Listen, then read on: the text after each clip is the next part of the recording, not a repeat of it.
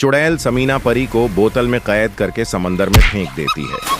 समीना परी बोतल के अंदर कैद समंदर की लहरों से टकरा रही होती है, लेकिन कुदरत को कुछ और मंजूर होता है।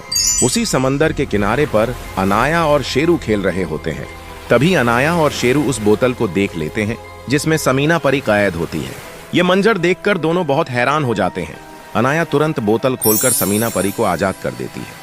फिर समीना परी अनाया से मदद मांगने लगती है और कहती है, समंदर के बीच हमारा एक बहुत खूबसूरत राज्य था, लेकिन एक दिन एक चुड़ैल ने अपने जादू से हमारा राज्य देख लिया। उसे लगा कि अगर वो हमारे राज्य से कुछ पा ले तो और ज्यादा शक्तिशाली हो जाएगी। फिर चुड़ैल समंदर के किनारे आई और नाव पर बैठकर कुछ दिनों के सफर के बाद हमारे राज्य के करीब पहुंच गई। थोड़ी ही देर में वो हमारे राज्य में दाखिल हो गई।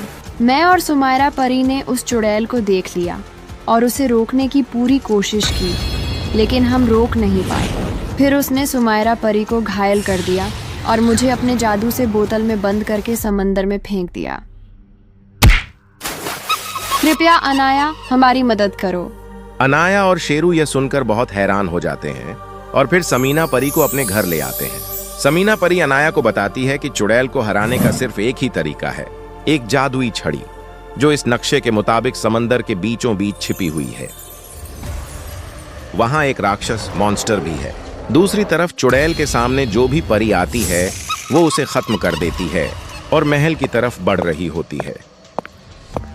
अंदर जाते ही चुड़ैल रानी परी से कहती है, मुझे जादुई लॉकेट दो वरना मैं सब परियों को भस्म कर दूंगी।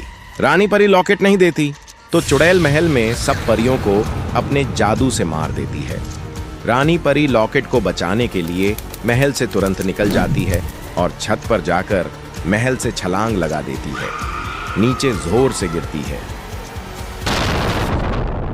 फिर किरण और इरम परी उसके पास आती हैं और उसे पकड़कर एक छोटे से घर ले जाती हैं। वहां एक बुजुर्ग औरत रानी परी की मरहम पट्टी करती है। फिर रानी परी जादुई लॉकेट निकालकर किरण परी को देती है और कहती है, तुम ये लॉकेट अनाया तक पहुंचाओ, वो और कोई नहीं मेरी बेटी है। किरण परी यह सुनकर हैरान हो जाती है और कहती है, नी परी, मैं हर हाल में ये लॉकेट अनाया तक पहुंचाऊंगी। फिर लॉकेट लेकर किरण परी निकल पड़ती है। समंदर के किनारे पहुंचकर वो अपनी दोस्त डॉल्फिन को बुलाती है और उसे लॉकेट दे देती है। डॉल्फिन समझ जाती है और तुरंत लॉकेट लेकर अनाया की तरफ तैरने लगती है। दूसरी तरफ अनाया वो नक्शा लेकर जादुई छड़ी पाने के लिए निकल पड़ती है। कुछ देर बाद वो समंदर के किनारे पहुंच जाती है। तभी समंदर से डॉल्फिन बाहर आती है और अनाया को लॉकेट देकर सब कुछ बता देती है। अनाया उस लॉकेट से समंदर में जाने का रास्ता बनाती है। लॉकेट पहनकर वो और भी ज्यादा शक्तिशाली हो जाती है। फिर अनाया और शेरू दोनों समंदर के अंदर जाकर एक नई दुनिया देखकर हैरान रह जाते हैं। वहां उन्हें एक एक परी मिलती है जो बताती है कि अगर तुम्हें जादुई छड़ी चाहिए तो तुम्हें एक राक्षस से लड़ना होगा।